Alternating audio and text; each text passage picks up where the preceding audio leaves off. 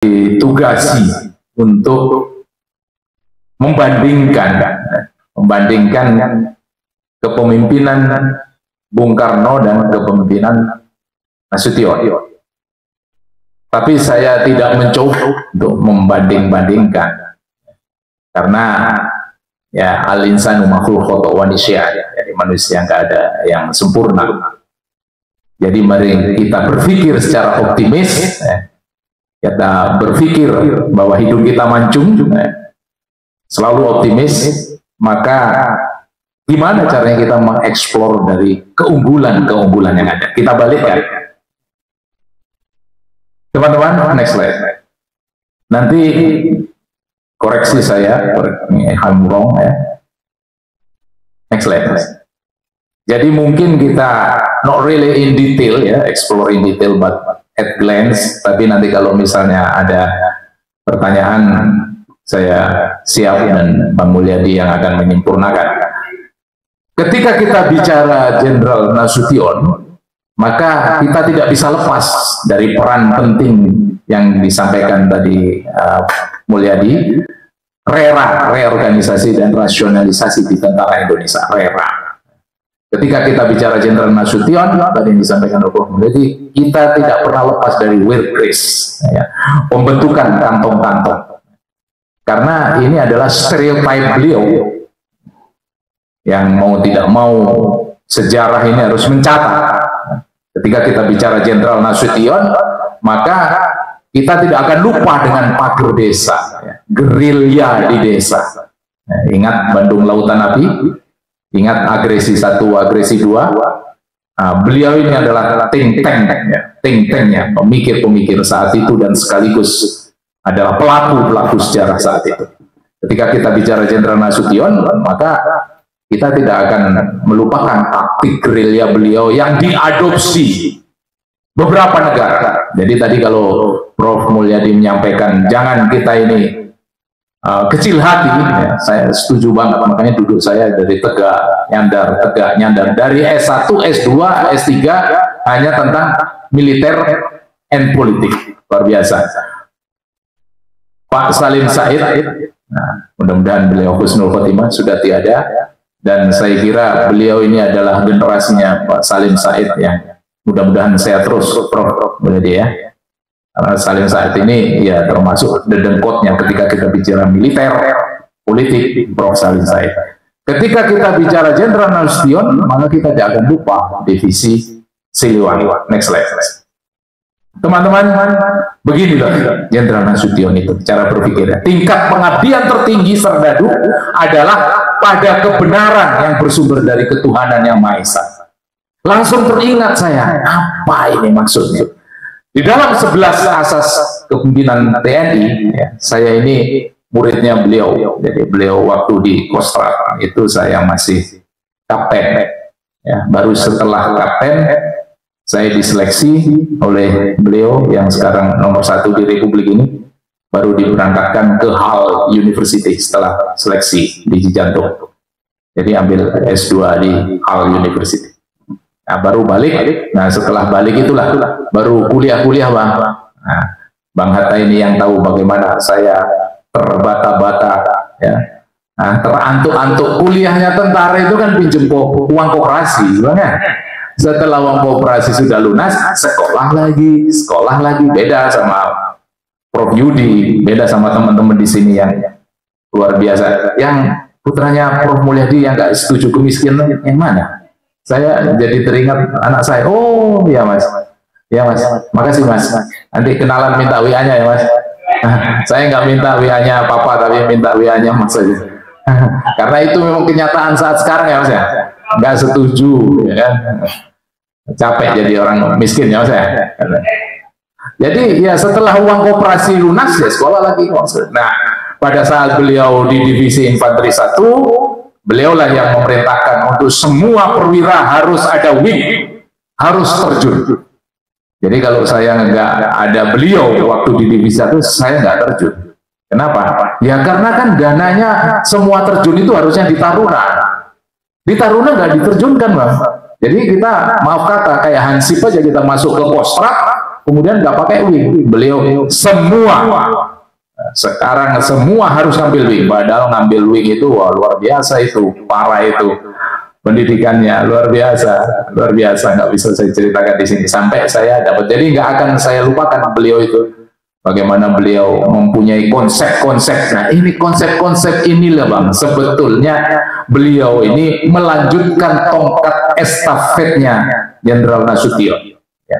Esensi daripada leadership, ya. Nah, kita kembali lagi, ini yang bikin saya keluar rel kalau sudah ngomong ketularan Prof. Mulyadi, nanti kemana-mana, gitu. Makanya saya selalu nunjuk slide biar kembali, ya, ke jalan yang benar. Nah, teringatlah saya dengan takwa. 11 asas kepemimpinan. Yang pertama adalah, kenapa sih takwa itu diletakkan paling pertama? Iyalah, kebayang nggak kalau TNI itu tidak punya hablum minallah yang bagus, tidak punya hablum minan nas yang bagus, tidak punya hablum minal alam yang bagus? Kebayang nggak? Makanya di sana harus didasari dengan takwa, disiplin baik lahir maupun batin. Lahirnya ya ubudiahnya, sholat 5 waktu, bla bla bla bla dan lain sebagainya. Disiplin batinnya itu memang tauhid, hanya Allah yang tahu, ya. Kita di sini tidak minum, ini kan mau Ramadan nih, ya kan? Dari mana teman-teman tahu kalau saya puasa atau tidak? Ya? Di belakang kita langsung goblok aja, itu kan berarti nggak puasa, nggak ada yang orang tahu, ya. Itu apa artinya? Memang disiplin lahir dan disiplin batin. Nah, di sanalah takwa itu diperlukan. Bentar Mas, jangan bergerak slide Mas. Jadi slide satu aja nanti sampai maghrib. Nah, jadi kembali lagi teman-teman, saudara-saudara, teman-teman saya, saudara saya yang ada di ruangan ini, atasan saya. Takwa ini the most important thing.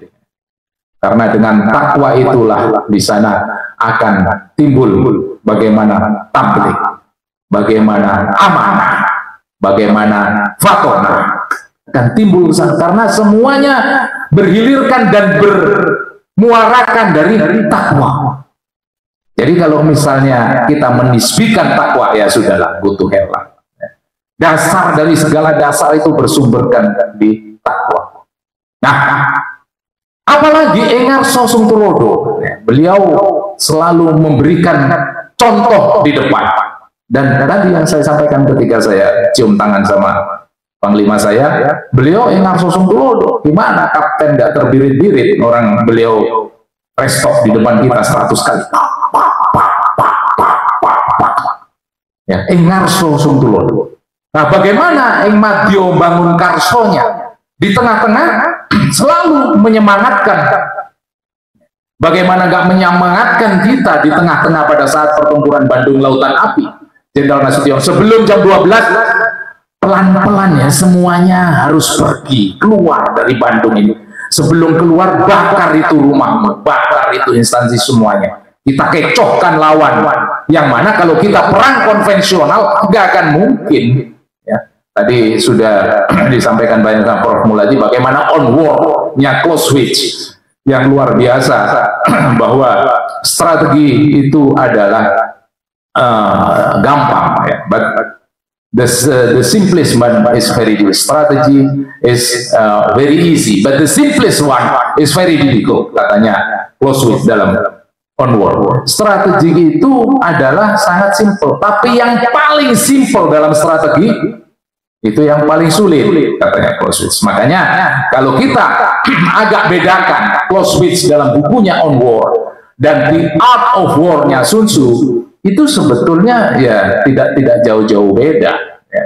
Kalau The Art of War-nya Sun Tzu itu banyak dia, ya, termasuk deception, bagaimana pengelabuhan, bagaimana dia memerankan intelijen, nggak usah perang, cukup dengan meniupkan trompet. What is that?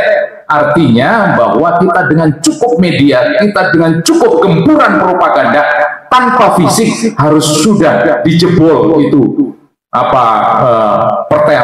benteng daripada musuh.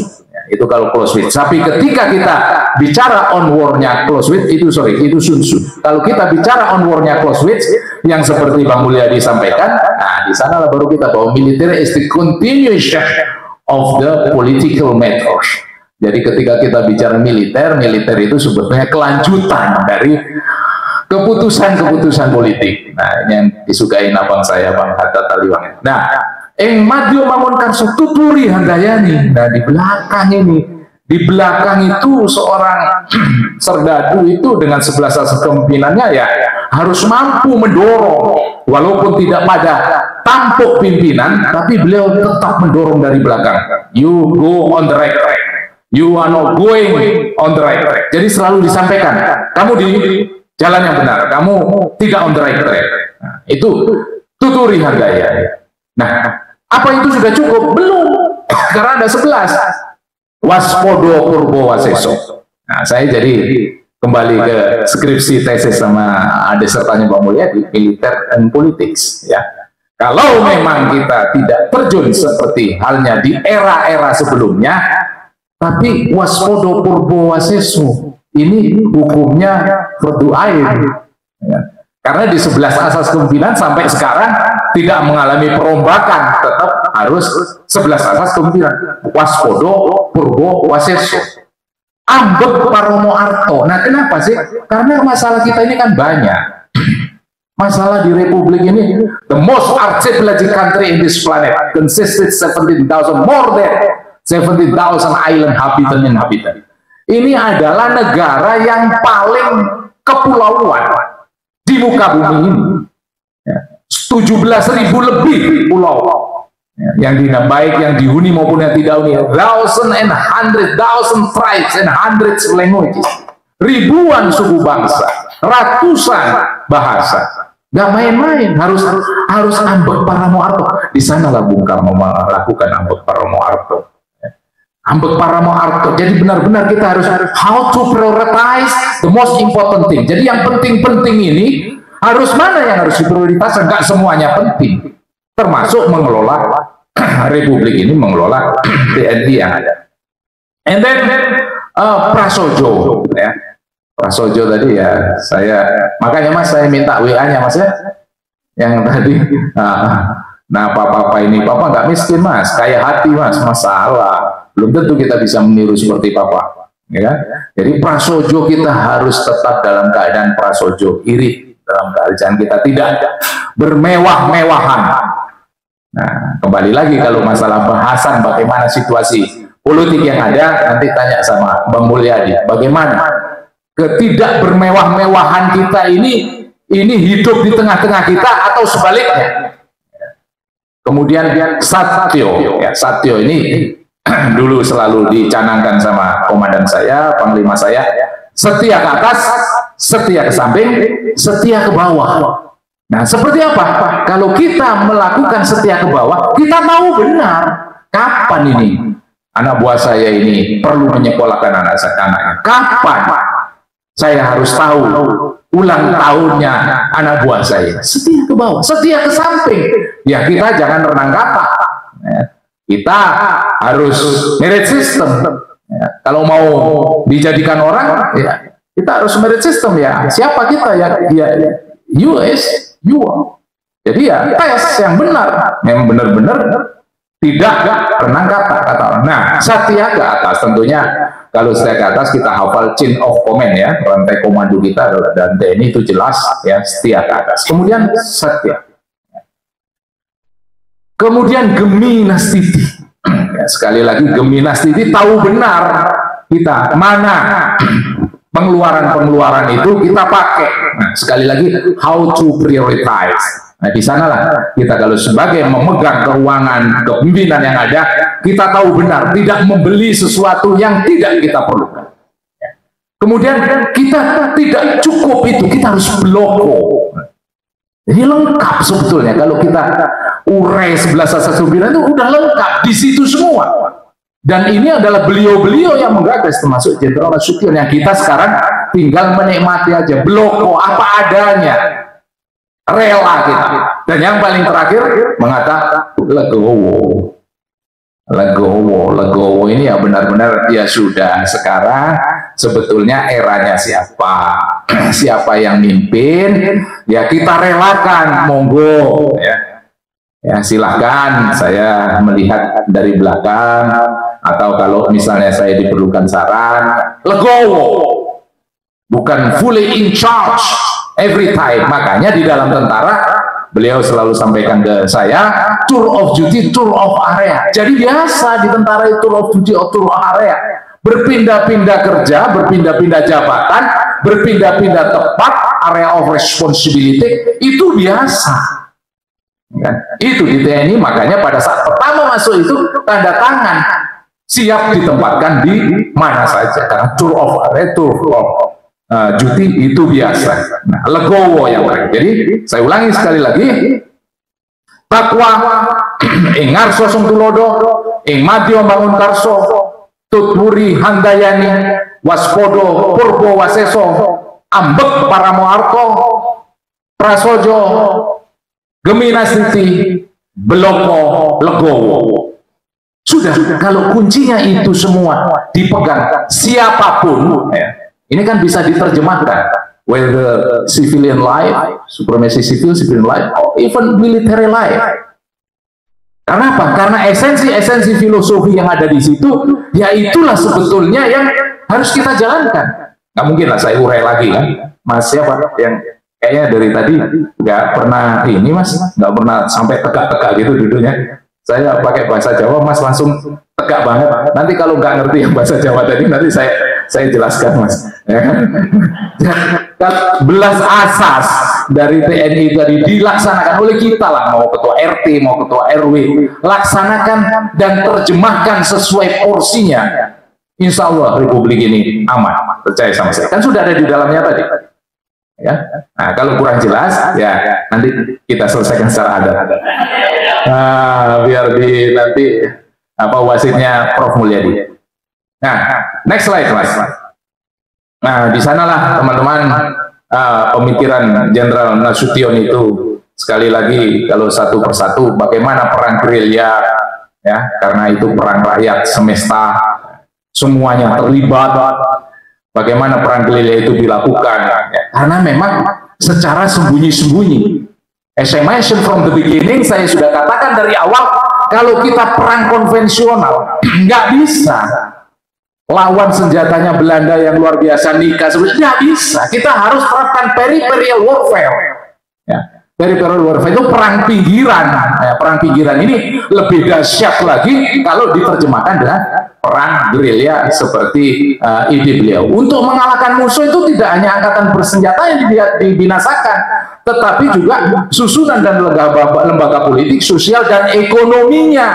Nah, tadi yang disampaikan sama Prof Mulyadi tadi berbicara ekonomi politik, beliau jago ekonomi politik katanya. Jadi kenapa sih di tentara itu Bang Hatta kok ada staf intelijen, kok ada staf operasi, kok ada yang ketiga staf personil, yang terakhir staf logistik, gitu. Jadi kalau prajurit itu, ya, kita berperang kemudian dalam keadaan kelaparan, ya bisa dibayangkan sendiri. Makanya logistik is the most important thing. Makanya saya sampai bela-belain, saya sekolah United Nations Logistic Officer, padahal saya sudah sekolah United Nations Observer Course di Port Dickson. Nah, kenapa logistik yang perlu? Bagaimana PBB ini mengatur logistiknya? Ya, yang Amerika dibagi-bagi, US Pakom menjadi Indo-Pakom, kemudian Senkom dan lain sebagainya, itu baru Amerika. Bagaimana mengatur logistiknya?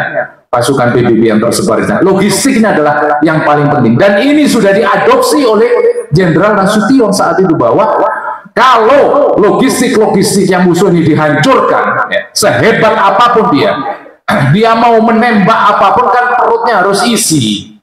Kalau perut kosong kan nggak bisa. Nah, makanya dihancurkan. Ingat Bandung Lautan Api. Kemudian mempersiapkan taktik perang seperti perang siasat nomor 1 tahun 48, ya, pertahanan desa yang tadi disampaikan, pagar desa, dan itu sembunyi-sembunyi bergeser, ya senyap dari desa satu desa yang lain, dengan kita telah meninggalkan orang-orang yang sudah memihak ke kita. Jangan orang yang kita tinggalkan kemudian dia kayak demang-demang itu apa jagoan-jagoan yang sakti Mondroguno, orang-orang itu semua kenapa kok tertangkap Belanda? Karena ada demang-demang yang berpihak ke Belanda.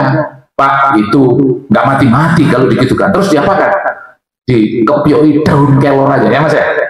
Baru kecet-kecet ya kan, baru mati ya kan.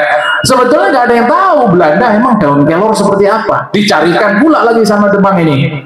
Ini loh, Longgo, ini loh, namanya daun kelor. Nah barulah tidur, saat tidur dikepiokan itu kesaktiannya hilang.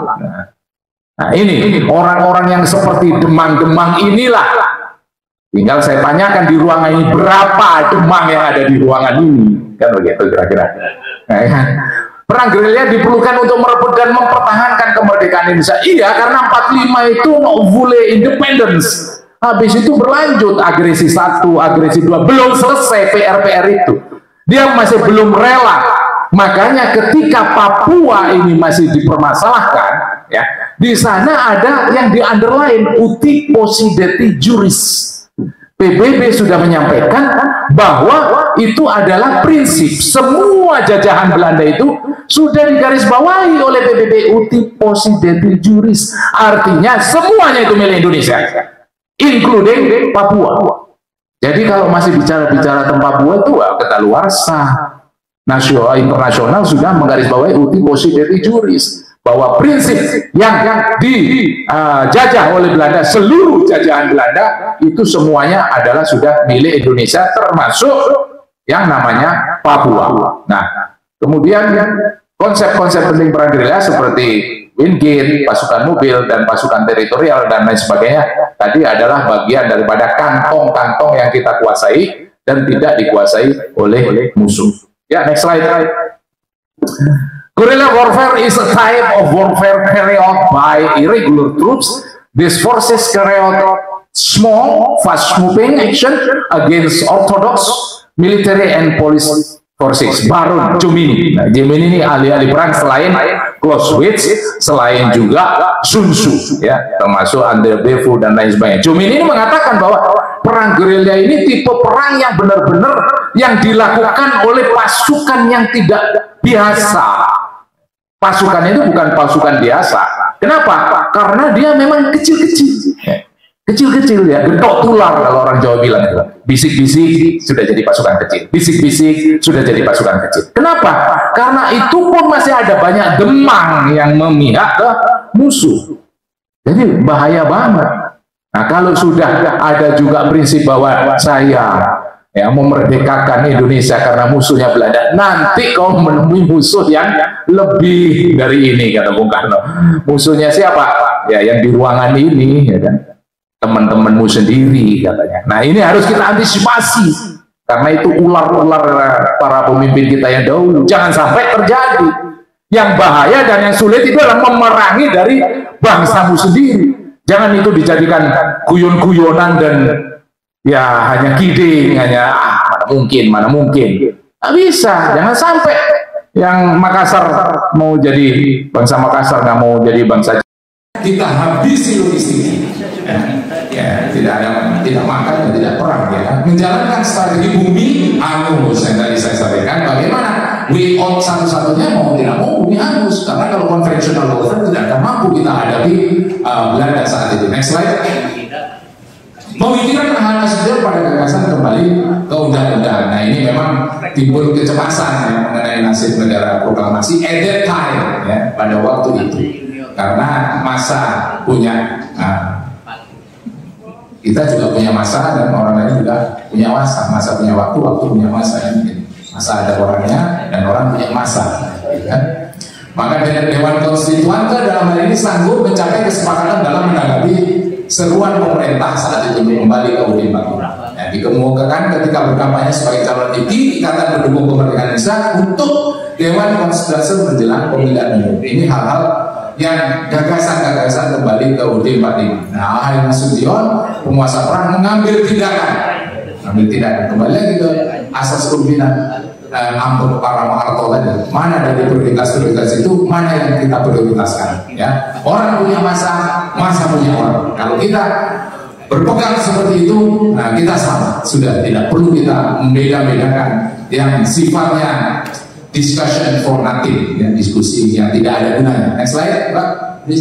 Saya diberi amanah, tuh kembali ke amanah. Ini beliau, ya. Mudah-mudahan beliau selamat di alam barzah. Dan kita banyak bicarakan beliau. Biasanya kalau orang Jawa itu, kalau kita ngerasain orang-orang tua kita, langsung bilangnya kan Jembaro kuburi padang laguni kan gitu, mendoakan. Jangan kita ngomongin, tapi kita nggak kirim doa, ya. Mudah-mudahan beliau selamat dalam barzah. Saya diberi amanah untuk memulihkan keamanan negara. Bila membiasakan diri untuk tidak memegang amanah, suatu saat akan dikhianati. Amanah is the most important thing. Tadi sudah saya sampaikan bagaimana amanah, fatonah, tabligh, ya. Semuanya itu adalah sifat-sifat Rasulullah. Nah, amanah ini kalau kita tidak biasakan, ya kita dikhianati. Apa artinya? Beliau dari awal sudah pegang amanah ini. Kenapa? Yang pertamanya tadi, takwa dasarnya. Next slide. Jadi teman-teman, next slide Pak. Nah, pemikiran Ahlus Sunnah tentang perang wilayah. Perang wilayah ini perang yang bersifat semesta yang menggunakan seluruh kekuatan nasional total. Saat itu memang situasinya security matters. Mau tidak mau orang gimana caranya biar jamaah subuhnya aman, ya negaranya harus aman. Maka yang ada istilah civis pasum para belum itu, ya kalau kamu ingin aman, ya bersiaplah kamu perang. Civis pasum para belumnya selalu didengung-dengungkan itu. Artinya untuk mencapai kedamaian kita harus berperang. Jangan dibolak-balik. 20 Juli 1950 Nasution menandatangani SK nomor kasar tentang pembagian 7 wilayah, ya, tentang teritorium, tentara dan teritorium. Kemudian doktrin pembinaan wilayah, terciptanya pola baru oleh TNI tentang hubungan sipil militer dalam semua tingkat pemerintahan dari pusat hingga daerah. Jadi memang saat itu masanya sebetulnya masih kental, TNI dari rakyat, oleh rakyat, dan untuk rakyat. Pejuang prajurit dan prajurit pejuang saat. Jadi memang benar-benar kita melihat bagaimana situasi lingkungan dan sekitarnya, karena kita berpedoman tidak sekali-kali menyakiti dan menakutkan, menjunjung tinggi kehormatan wanita, membela, membantu kesulitan-kesulitan rakyat sekeliling. Itulah wajib TNI. Next slide Pak. Military territoriality is important for the deployment of men in strategically advantageous positions. It involves making calculations about territorial condition essential for successfully undertaking all stages of war, from strategic preparation to actual combat. Dari hal-hal yang strategis sampai kita pelaksanaan perang, inilah yang namanya orang Karl von Clausewitz. Jadi Karl von Clausewitz ini jagonya militer dari Prusia yang tadi sampaikan Abang, yang dia luar biasa, dia ignore sama gaya-gaya Asianya di Art of War-nya Sun Tzu. Ini saja dia bicara territoriality, military territoriality. Ini sangat penting untuk apa? Deployment of men strategically advantageous position. Jadi teritorial ini harus kita pasti bagaimana kita meletakkan orang-orang kita di sana dengan geografi yang ada, geopolitik yang ada, sumber daya alam yang ada. Kalau kita tidak punya peta teritorial, Clausewitz ini yang ngomong di bukunya On War. Ya. It involves making calculation about territorial condition. Dihitung juga teritori yang ada ini seperti apa bentuknya. Teritori yang sekitaran Universitas Muhammadiyah seperti apa dibandingkan UPH yang ada di Tangerang, seperti apa dihitung dari teritorial itu. Kalkulasi perhitungan yang cermat, di sana keberhasilan suatu pertempuran dan peperangan. Karena apa? Ini adalah strategic preparation, dari strateginya bagaimana kita persiapan pertempuran itu sampai ya kita melakukan pertempuran. Nah ini siapa ini? Dia ikut-ikutan aja sama Pak Nas itu sebetulnya. Formula switching. Next slide. Nah, pemikiran Nasution tentang geoekonomi. Di bidang geoekonomi ini maka kita perlu ruang dan waktu space, perlu politik di sana, dan ekonomi dan sumber daya. Nanti kalau bicara sumber daya alam, yang paling jagoan adalah abang saya, Bang Hatta Kaliwat. Ya.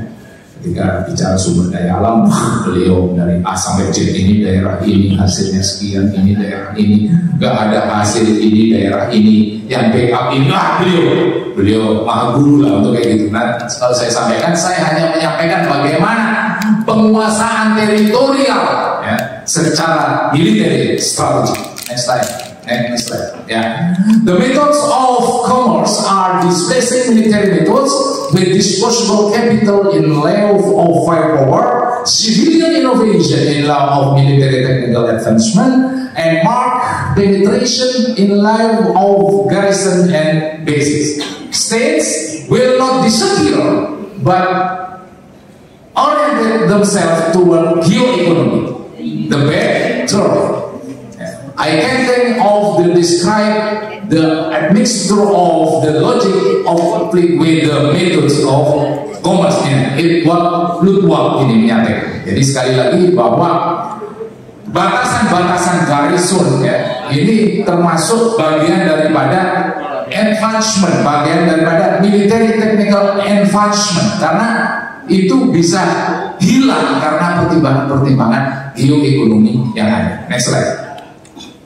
Maka Fusal Hasimi mengatakan juga bahwa geoeconomic as the study of the interrelationships of economics, geography, and politics in the infinite cone that rises from the center of the earth to outer space. Jadi geoekonomi ini benar-benar ada hubungannya, baik geografinya, baik ekonominya. Kenapa? Tadi yang saya sampaikan, Indonesia itu most articulated country in this world. More than 70,000 island inhabitant. Bayangkan negara kepulauan seperti ini. Kalau kita tidak hitung benar teritorialnya, kenapa kita perlu hitung benar teritorialnya? Ya kita lesson learn, belajar dari Aha Nasution ketika beliau melancarkan perang gerilya. Bagaimana perhitungan cermat? Siapa yang tidak sedih kalau Badung yang indah itu jadi lautan api? Tapi mau tidak mau, ya, there is no choice, tidak ada pilihan lain. Dihitung benar ekonominya seperti apa, teritorialnya seperti apa, geografinya seperti apa. Ini sudah dikatakan oleh expert of the excellent military strategy. Next slide, please. Jadi slide Pak. Ya, pemikiran geopolitik Bung Karno dalam kemiliteran ya banyak. Karena kita Bang Hatta ini ngasih homework sama saya, PR-nya itu dibikinnya saya terpojok biar pusing ya. Kalau cuma disuruh ya udah kau rekan aja bagaimana tentang National Council ya, National Council apa itu Wantanas, Dewan Pertahanan Nasional, gampang karena saya dari Wantanas ya. Beliau sengaja memberikan bom dengan coba bandingkan gitu kan. Kita karena diajarin beliau lama-lama pinter juga saya nggak bandingkan Pak. Tapi inilah adanya bagaimana Bung Karno dalam kemiliteran. Bung Karno bukan militer, tapi dalam kemiliteran beliau juga punya the essence of thoughts yang dia mirip-mirip. Bahkan yang satu unggul di mana, yang satu unggul di mana. Bagaimana Bung Karno itu dalam diplomasi luar negeri, beliau mengatakan bahwa kita hidup dalam taman sari internasional. Nah, makanya cakrawala pandangnya seperti itu. Bagaimana seorang Jenderal Nasution menata yang tahu persis bagaimana teritorial republik ini, maka pada saat penghancuran, pada saat musuh datang konvensional kita hadapi dengan gerilya, beliau expert of the expert. Jadi kelebihannya masing-masing. Kan gitu, nggak bisa saya dibedakan banget sama Bang Hatta Taliban. Bang Hatta Taliban jagoannya di sana, kita tinggal di sini. Prof Mulyadi jagoannya di sana, kita jagoan di sini. Sama-sama kita bagaimana menciptakan welfare state, negara yang berkesejahteraan. Nah, pertahanan negara untuk melindungi kedaulatan Indonesia. Ini pemikiran dulu. Pertahanan negara untuk memperkuat posisi Indonesia di dunia. Kita hidup dalam taman sari dunia. Ini kan kita rasakan sekarang. Kita yang borderless, ya. Kita goreng ikan asin. Singapura ini mau Indonesia goreng ikan asin. Kita goreng udang, Singapura goreng udang. Kita boleh ini kan Singapura lagi goreng udang. Borderless, sudah nggak berbatas lagi sekarang. Ya. Akhirnya ada orang bule luar ditawarin oleh Malaysia, kamu suka nggak nasi goreng? Nasi goreng di Malaysia enak, apa kata beliau? Salah kamu, nasi goreng itu ada di Indonesia. Itu coba dampak borderless, nggak bisa lagi ditipu-tipu, ya kan? Malaysia sekarang agak cemburu sedikit-sedikit, nah nggak usah kita merugi di sini ya mas ya. Itu kenapa? Karena borderless. Nah, pertahanan negara untuk mewujudkan perdamaian dunia. Kembali lagi kita dalam Taman Sari dulu. Pertahanan negara untuk mewujudkan kemanusiaan. Bagaimana Bung Karno menyampaikan di Kongres PBB, diartikan Pancasila dari sila 1 sampai sila 5, terdiam itu audiensi. Ketika Bung Karno mendeklarasikan this is 5 principle, what we call it Pancasila, ya kan? Kata beliau kan, itu terdiam orang di sana. Saat itu karena orang punya masa punya orang. Ya. Si insinyur itu saat itu lagi menguasai bagaimana forum dunia. Si bapak insinyur itu kan. Pertahanan negara untuk mewujudkan kemanusiaan, pertahanan negara untuk mewujudkan keadilan bagi warga seluruh dunia. Beliau sudah memikirkan warga seluruh dunia, apalagi Indonesia at that time. Begitu kebudayaan, apa tidak sama kebudayaan dengan Jenderal Nasution? Kenapa? Ya tadi 8 wajib 11 asas kepemimpinan tadi. Bagaimana mewujudkan Geminasiti, bagaimana mewujudkan Bloko, bagaimana mewujudkan Prasojo, ada semua. Ya. Beriringan pertahanan negara untuk mewujudkan internasionalisme. Ya. Bahwa kita hidup mau tidak bisa nafsi-nafsi. Ya kan? Makanya kita harus berhitung kenapa sih kok kita ini ada 5 defense power arrangement. Ada 5 negara yang mempunyai fakta pertahanan. Siapa? Tetangga-tetangga kita, except Indonesia. Ini kan bingung. Apa saja? Siapa saja? Ya semua itu Malaysia, Singapura, Australia, Brunei, diputerin kita, except Indonesia. Indonesia nggak diikutkan. Bagaimana menurut teman-teman di ruangan ini? Dan itu sudah berlangsung lama. Tapi kita bicara kita ini adalah big brother, saudara tua di Asia, saudara tua di Asia yang batiknya sampai diakui, nasi gorengnya diakui dan sebagainya kan. Nah, kita saudara tua terus. Pertahanan negara untuk mewujudkan persahabatan antar bangsa. Ya, kenapa Indo-Pakom dirubah menjadi Indo-Pakom Bosro? Kenapa sampai Amerika itu think about it, memikirkan Indonesia diganti, padahal tadinya adalah US-Pakom, Amerika Pakom, Pacific Command, sekarang diganti Indo-Pakom. Bagaimana dengan South China Sea saat sekarang ini? Pertarungan, jangan sampai kita jadi mandala pertarungan antara dua raksasa besar karena South China Sea. Di situ sudah ada sekarang AUKUS, ada lagi Quad, dia bentuk itu negara Australia yang merupakan polis, American Police yang ada di Asia, dia udah bentuk kayak gitu, except Indonesia. Penyeimbangnya kita masuk BRIC dan lain sebagainya. Ini kan suatu konstelasi yang mencerminkan bahwa kita ini dalam persahabatan antar bangsa.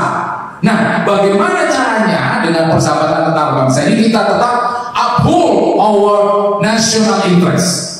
Jadi kita boleh bersahabat, tapi national interest, ya, kepentingan nasional ini harus kita angkat tinggi-tinggi. We uphold our national interest. Nah, tapi ketika national interest ini dikoyak, ya tidak bisa, karena ini adalah no bargaining at all.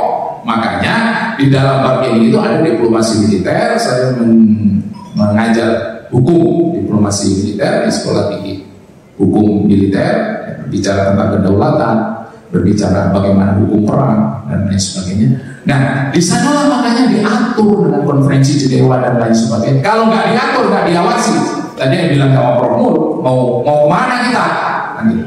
Pertahanan negara untuk mewujudkan koeksistensi damai. Ingat pembukaan Undang-Undang Dasar 45, ya kan? Menciptakan perdamaian, ya, di atas bumi ini, ikut melaksanakan perdamaian dunia. Pertahanan negara untuk supremasi science and technology. At that time, Bung Karno sudah menyatakan science and technology. Apa sekarang buktinya? Apa sekarang yang tidak tergantung dengan science and technology? Mana-mana kita sudah HP, lebih baik saya pegang HP, tidak pegang HP itu lebih baik. Mana saya lebih baik tidak sarapan daripada tidak pegang HP. Ya. Bagaimana kalau sudah kehidupan sudah tergantung seperti itu? Jangan sampai itu nanti ditanyain Bang Eko. Ya. Di dalam Yasin apa saja bicara. Apakah itu termasuk HP-nya itu isinya apa saja? Makanya Bang Eko ngaji Yasinnya dari situlah, biar di situ tidak melihat yang lain-lain aja. Biar paginya bisa ngaji Yasin dari HP. Jadi HP ini kalau sebagai bukti nanti apakah HP ini kau pakai apa saja? Ada baca Yasin juga, Ramadan ada untuk kata Al-Quran juga, ya. Ini hanya sekedar kita bicara bagaimana supremasi sains and teknologi ini luar biasa. Jangan sampai menggeser tauhid kita. Kembali lagi ke takwa. Hati-hati, ya, hati-hati. Kalau orang dulu kan berpikirnya dengan keris. Nah, kalau udah keris, wah sulit menuhankan. Lah kalau menuhankan HP, apa itu nggak lebih daripada keris? Maksudnya saya mengingatkan saya, Mas Eko, bukan mengingatkan Mas. Saya mengingatkan saya, Mas. Mas jangan melontotin saya. Saya mengingatkan diri saya sendiri. Jadi pertahanan negara untuk menjaga supremasi dan teknologi, pertahanan negara untuk mewujudkan kritis berpikir. Nah, tadi kembali lagi semuanya intinya hari ini itu dipromulasi, ya. Kritis berpikir aja kok dilarang. Gimana? Mimpi aja nggak boleh. Nah, kejam kali pun kau mimpi aja nggak boleh. Saya di tahun 3 tahun itu kayaknya rasanya saya nggak pernah mimpi. Jadi habis apel malam diapelkan, sebelum apel itu ditindak dulu fisik. Jadi pagi langsung subuh langsung senam pakai senjata. Kayak saya selama 3 tahun lebih itu nggak pernah mimpi kayaknya saya. Habis bujang saya di akademi militer sana, Bang Eko. Makanya apa udah bener nggak usah masuk ke sana itu. Kan nyantai kan hidupnya kan. Nah, apa aja dialami, masa remaja dialami, masa setelah remaja dialami. Kita udah habis-habisan, habis keluar dari akhir ke kostrat sama beliau. 10 tahun pula lagi. Lama kali pun. Nah, di sanalah baru yang namanya Aris Moyo Aris Munandar itu disuruh kuliah, Mas. Ya, kuliah S1 kuliah. Ah, kuliah itu dari mana? Pinjamin sama Pak Kostrat. Pak, tadi saya bilang siapa? Wisnu dipinjamin. Akhirnya kita panjang, akhirnya kita ikut putih saat itu. Nah, karena putih, makanya direkrut sama Kopassus berangkatan S2 sana. Karena di berangkat S2 sana, saya malu kalau itu tidak saya lanjutkan. Kemarin, Bang, waktu COVID, nah itulah berkah yang membawa nikmat. Tapi kan tidak mungkin kita berdoa lagi, kenapa? Biar COVID lagi. Kenapa? Karena COVID saya di rumah terus, kan nggak enak ini di rumah ini, tole. L3 kan dulu lagi, L4 dulu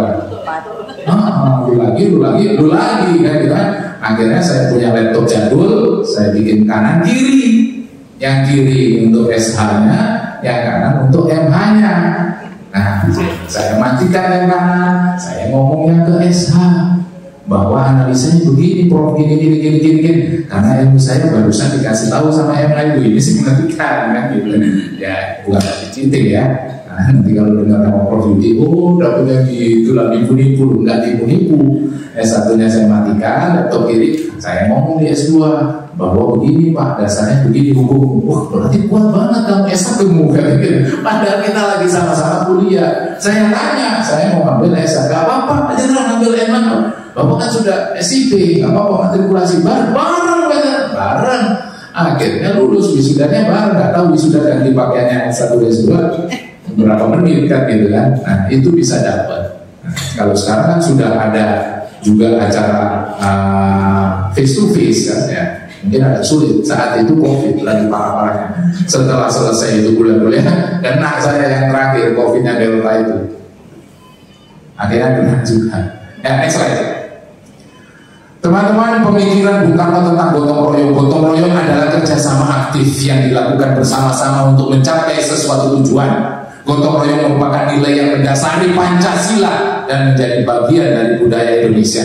Di sanalah disampaikan di depan Kongres PBB, disampaikan bagaimana Pancasila, the five principle of Pancasila. Salah satunya the essence of Pancasila adalah gotong royong ini. Saya kenapa menyampaikan ini karena biar saya tidak ditanya sama Bang Hatta, mana?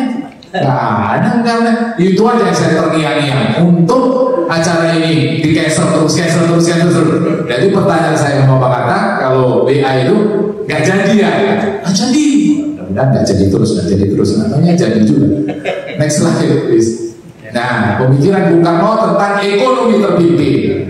Masa punya orang punya masa. Saat itu ya, krisis ekonomi melanda Indonesia, konstelasi politik yang hebat ini setelah kemerdekaan. Terus bagaimana? Membentuk perusahaan swasta dengan prinsip modal 50% swasta, 50% pemerintah. Ini mengontrol manajemennya di tangan pemerintah. Kemudian membentuk perusahaan yang meliputi produksi penting bagi negara dan meliputi hajat hidup orang banyak. Jadi ingat kita pasal 33, bumi dan air serta kekayaan yang ada di dalamnya diatur untuk kemakmuran rakyat semesta, bukan karena rakyat seluruhnya. Membentuk perusahaan yang mengolah kekayaan bumi dan air. Kembali ke pasal 33. Awal tahun krisis tadi ini melanda Indonesia dan konstelasi politik yang luar biasa saat itu akhirnya membentuk perusahaan yang vital untuk kebijaksanaan pemerintah. Jadi saat itu juga tidak hanya saat sekarang ini ya, kita sibuk dengan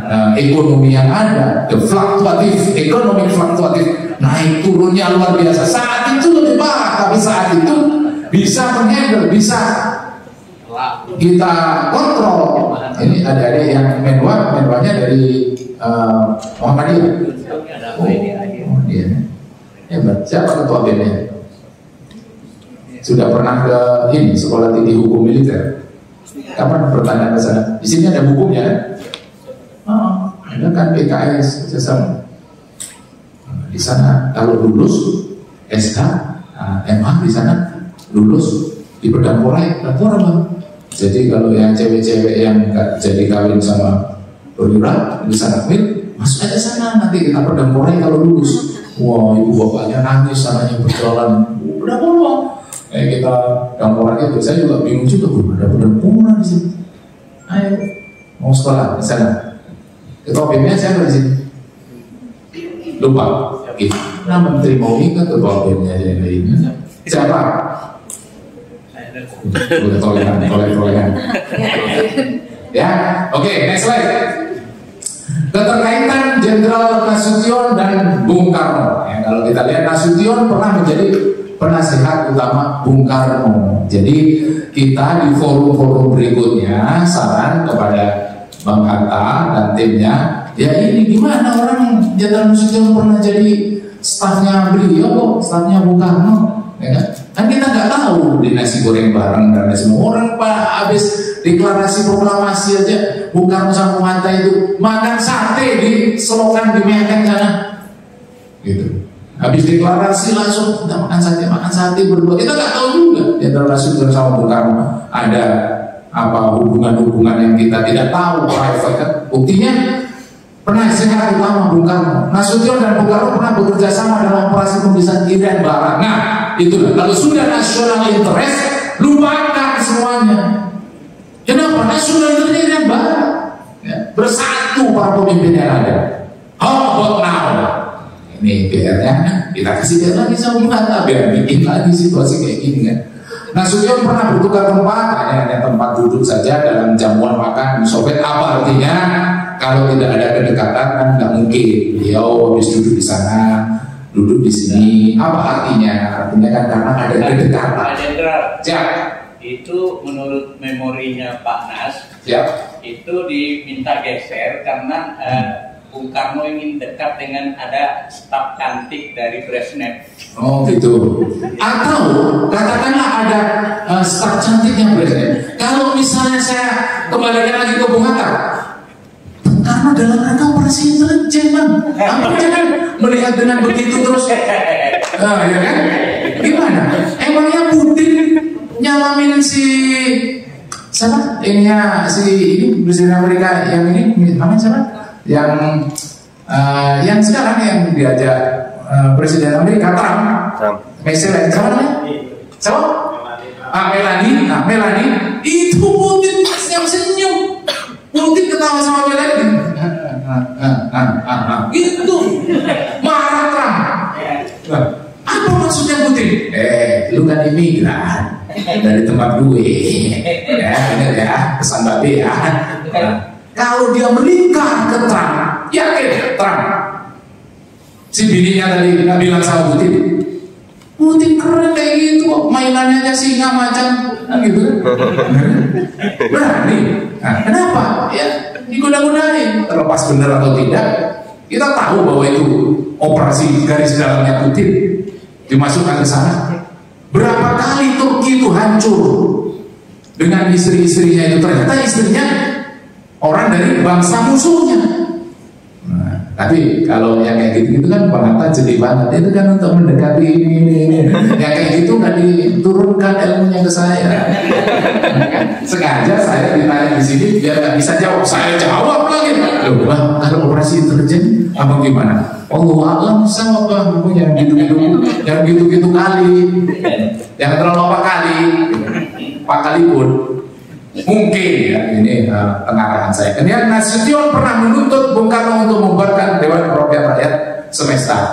Jadi yang namanya kita berpikir untuk nasional interest itu, pro dan kontra itu sehat. Kalau di Watanas itu, di pintu Watanas itu tertulis di sana, teman diskusi itu adalah kawanmu untuk bertukar pikiran. Jadi bukan lawan, adalah teman diskusimu. Teman diskusi berbicara yang berlawanan itu adalah teman diskusimu. Apa artinya? Diskusi maksimal. Ketika sudah disampaikan keputusan, kita laksanakan. Keluar dari pintu ini, kita ngerasanya mengata baik ya, mengata baik. Di sini kita boleh bertengkar, tapi keluar dari pintu ini, UMJ is the best. Semua harus bilang begitu. Jangan keluar dari sini masih ngerasain UMJ. Itu. Kita di sini boleh berdiskusi, tapi kita once we achieve our last decision, ketika kita sudah dapatkan keputusan terakhir, keluar dari sini sudah, jangan ambiar lagi. Kan itu penyakit kita yang berumbi-berumbi itu. Next slide please. Jelas teman-teman, saya bacakan, dan inilah PR yang diberikan ke saya oleh beliau-beliau. Mudah-mudahan menjawab, ya. Kalau tidak menjawab, ya nanti kita selesaikan secara kata. Jika mengacu pada teori kepemimpinan transformasional, ya, Bas Enrique 2018, bahwa pemimpin tidak hanya sekedar memberikan perintah.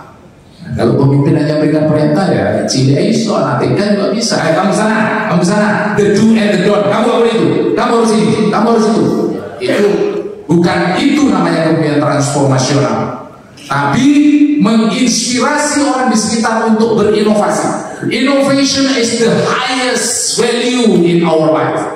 Apa sekarang coba yang digaungkan dengan inovasi-inovasi yang ada? Karena apa? Karena nilai inovasi itu adalah nilai yang tertinggi dalam kehidupan manusia. Iya, jangan kita melempung inovasi macam-macam, mau jualan apa, mau inovasi terus, jangan pernah berhenti otaknya. Bangun setelah sholat subuh, what will do next? Apa yang harus saya perbuat selain apa? Tentang negara dan bangsa, biarlah Bang Hatta yang mikirin. Kita besok akan nggak ini ya? Kita mikirin itu aja.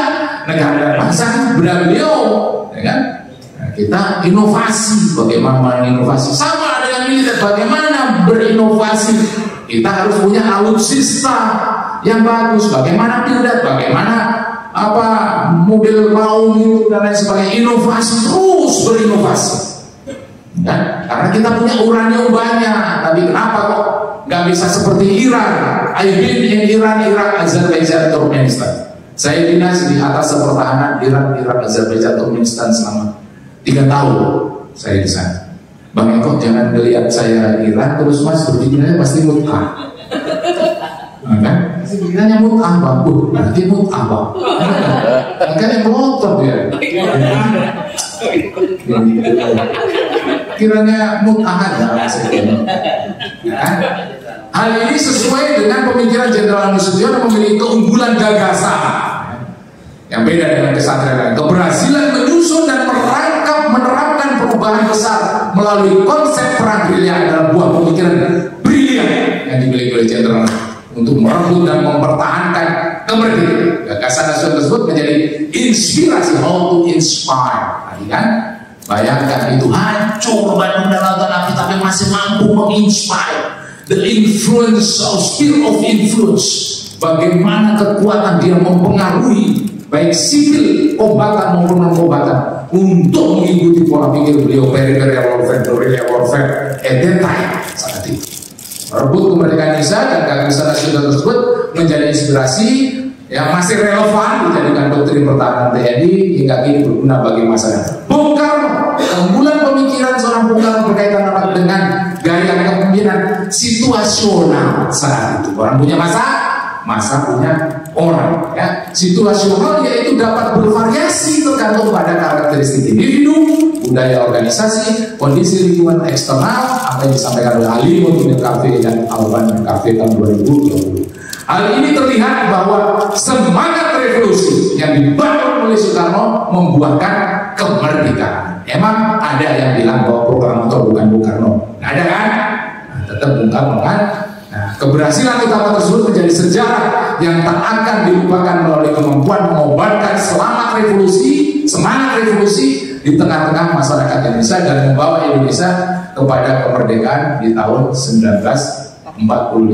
Teman-teman, saya meledak nggak jelas karena terpicu sama Prof. Kalau saya Prof.nya tadi lembut, saya bisa jauh lebih lembut daripada Mas Eko. Beli begini, Mas Eko nanti minta biayanya. Kita ngopi di mana ya? Oh iya, ya Bu. Makasih banyak memperbanyak saudara. Ya Bu ya. Itu ya saya 081. Sebentar Pak. Karena mau bulan puasa biar banyak yang saling minta maaf. 081 291 biarin aja BEM nggak mau nyatet dia tadi setelah saya tanya ketua BEM-nya nggak 081 291 564 ini nanti minta THR Pak. 608 gampang minta THR langsung saya forward ke Bang Hatta. Bang, ini Bang, Abang menyelenggarakan acara ternyata minta THR. Ulangi 081 291 564 608. Kalau nggak menyampaikan password kelas Jenius, nggak akan saya bales WA-mu. Jangan kepedean, nggak akan saya balas. Tapi kalau sudah kelas Jenius titik, baru saya Ayem, Bu Ayu, saya Eko Pak, saya pengen mut'ah di Iran, bagus dan lain sebagainya. Itu aja teman-teman. Sekali lagi saya minta maaf ya. Assalamualaikum warahmatullahi wabarakatuh.